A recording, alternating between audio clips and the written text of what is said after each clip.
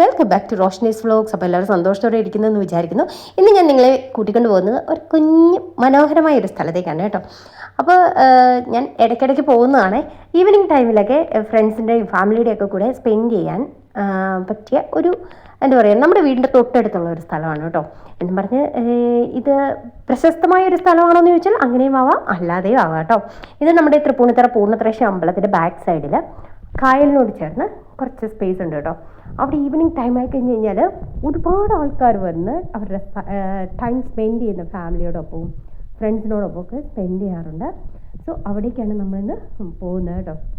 അപ്പം ഞാനും മാടിച്ചാച്ചയും കൂടെ ആണ് പോകുന്നത് കേട്ടോ. മാടിച്ചാച്ചയാണ് ഫോട്ടോ ഒക്കെ എടുത്തു തരുന്നത്.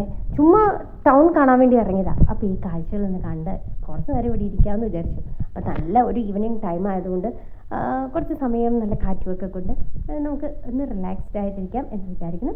അപ്പോൾ നമുക്ക് അടുത്ത വ്ളോഗിൽ കാണാം.